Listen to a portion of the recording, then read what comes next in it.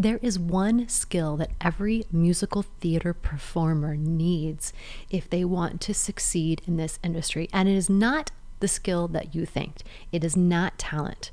So I'm going to walk you through what it is, how to strengthen that skill, and how to make sure that you use your time and your action steps in this career so that it is valuable. It is going to move you forward at a comfortable pace, and you're not going to waste time in the rat race throwing spaghetti at the wall. Let's dive into it. And the one skill that you need in musical theater that you have to strengthen if you want to see those results both internally and physically outside of you is strategic persistence. It is your golden ticket. It is not talent. That is not the skill that is going to long-term. Yes, you need to be talented, but talent is subjective, right? You need to have and be the person and have it woven into your routine where you are consistently working on your craft, training, submitting, making the next step forward for you, whether that is getting a new agent, getting an agent, new materials, going to the next level of your career, whether that is higher paid, whether that's joining the union, whether that's going to Broadway auditions, whether that's meeting new casting directors, like whatever your next step is, that's the job. And you have to be strategic about it, because it can't be the same thing over and over again. The way that you did something last year in this career is not going to work this year. You're different. The industry is different. And we're avoiding burnout. That's what I mean with perseverance. That's what I mean with being persistent. If you're going to be the musical theater performer, if we go back to that gym equation, that shows up for their audition season, which is January, February, March now, maybe kind of into April. But if you're going to be the person that's like, I'm going to do the thing, it's audition season, whether you're in New York City or whether you're in a different type of city that has auditions once a year. Northern California is like that. Chicago is sometimes like that. Boston is like that.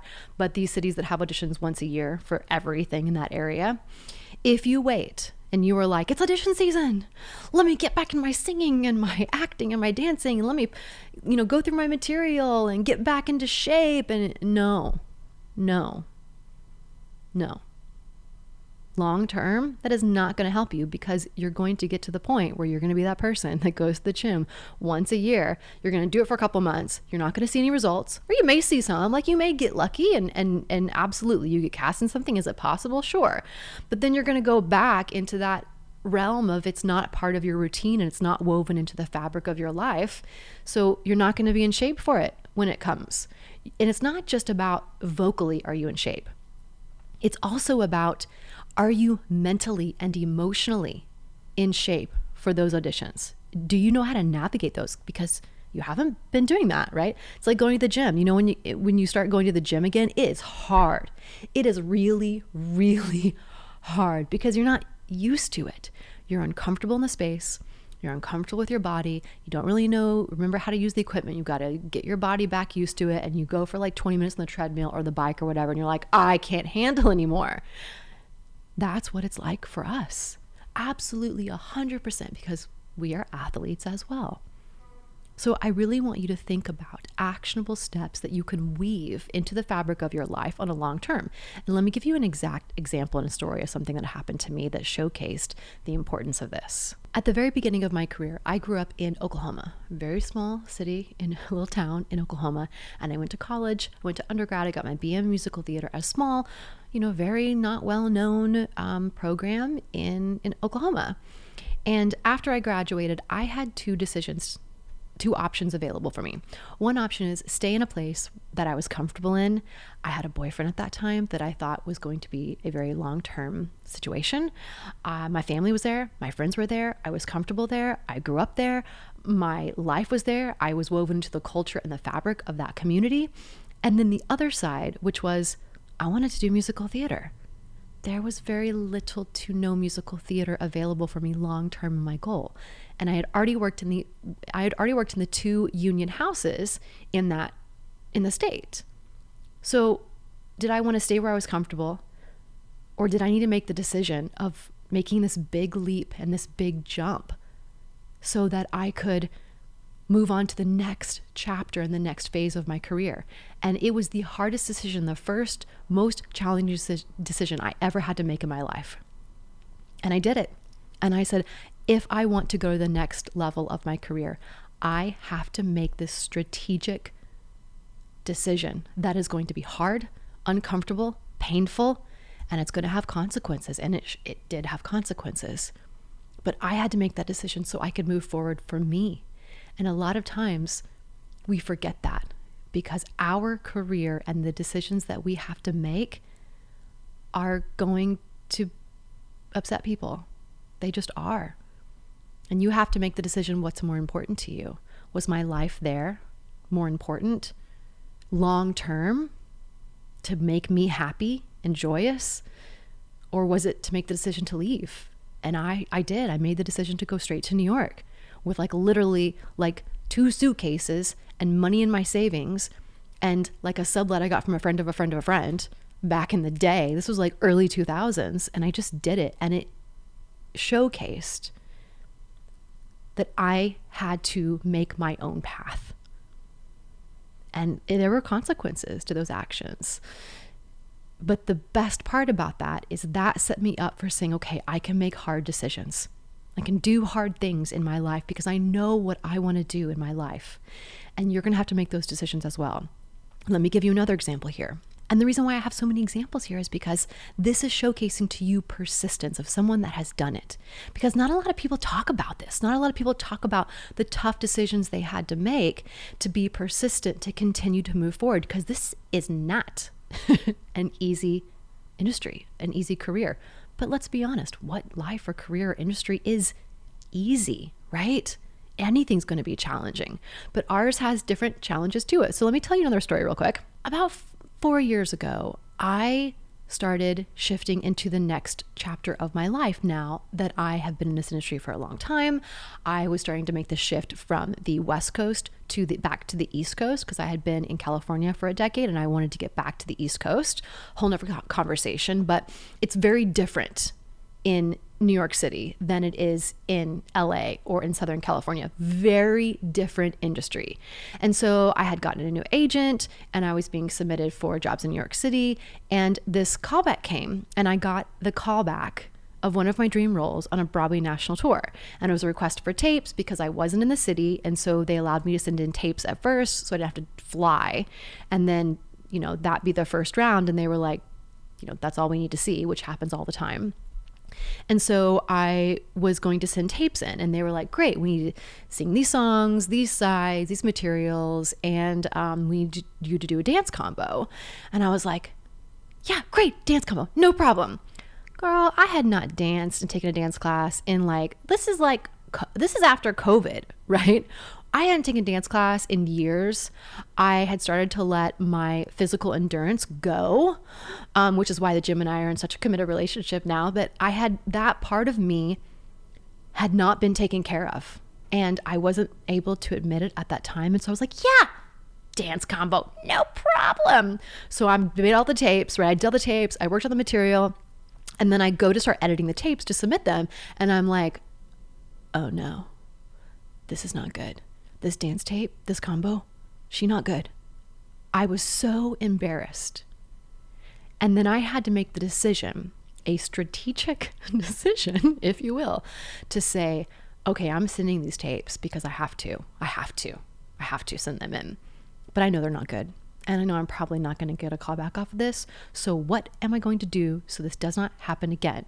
And I had to make the decision of saying, girl, you need to get in the gym. You need to work out. You need to get fit for your body, be in control of your body, be comfortable with your body again, and get back in dance classes if you want to do these types of shows where they're asking to see you move.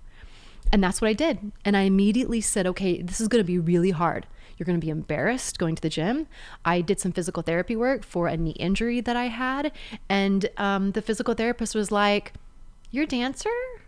Oh, have you not been strengthening for a while? And I was like, I know, I'm not strong because I hadn't been working that part of my body for whatever reason. And I had to make the decision of, okay, it's time to get this done. It's time to do it. And you're going to have those moments in your life and your career all the time.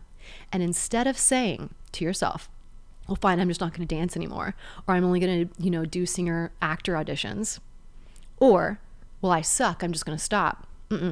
Strategic persistence. So what action steps do you need to take to overcome that embarrassing moment so it doesn't happen again? And I did, and I have been doing that ever since that tape. Does that mean I'm like a whack-your-face dancer now in my 40s? No, I know what my body can do and I know what roles I want to do, but you better believe I can hang. And I strengthened my body because I didn't want to look like that ever again in the tape. You're going to have those moments where you're going to look at your work and you're going to say, is she not good? This is not good. So what are you going to do about it? Strategic persistence is the skill that you are going to continue to strengthen, continue to work on. And it's going to keep you from hitting burnout. It's going to keep you from saying, I suck, I'm going to quit. It's going to keep you from saying, I don't know what to do, because you know what to do. You're going to sit down and you're going to analyze it, and you're going to figure out what are the next steps to solve the situation, the challenge that I'm having.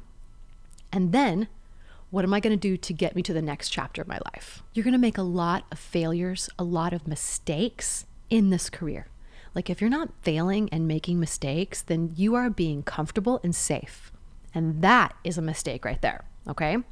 So when you make a mistake and you realize it, or when you fail in that dance combo you send, or that video you look back, or that open call, or that audition, or that callback, and it just fails miserably, then you need to sit down and take a minute after and say, okay, what do I need to do now so that I can better navigate that? This could be emotional. It could be anxiety. It could be stress. It could be I need to get back into voice lessons. I need to get comfortable with my body and my voice again. It needs to be I need to get a pop rock song because I showed up at this audition and they were like, where's your pop rock song? And you're like, I don't have one. Okay, solve the problem. You're going to continue to learn from your mistakes, learn from your fail big. I say it's to my clients all the time. We were just talking about this in class, strong and wrong every time. Every time. That is how you're going to continue to be successful in this industry.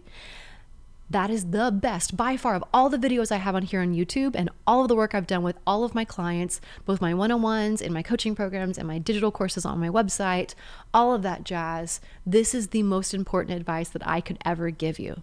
This is the foundation of how I work with my clients. And if you want to learn more about that, I'll put a link down in the description box below. But this is the foundation of the work that you have to do long term. It's not just about the skill of doing the thing. That is one side. You need to have that. But if you want to continue to have a successful career, whatever success means to you, you need to have strategic persistence so that you can create actionable steps to continue to move yourself into the next chapter of your book of life and of your career, because there will be many, many, many, many, many, many chapters. But it's about you writing the next one and being willing to write the next chapter, whether it's going to be amazing or whether it's going to be a failure. And there will be some of those chapters that you're going to write that are going to fail. I have them. Trust me. But I want you to continue making decisions, creating actionable steps so that you're moving forward in your career. And those setbacks are just learning steps and building blocks to the next one.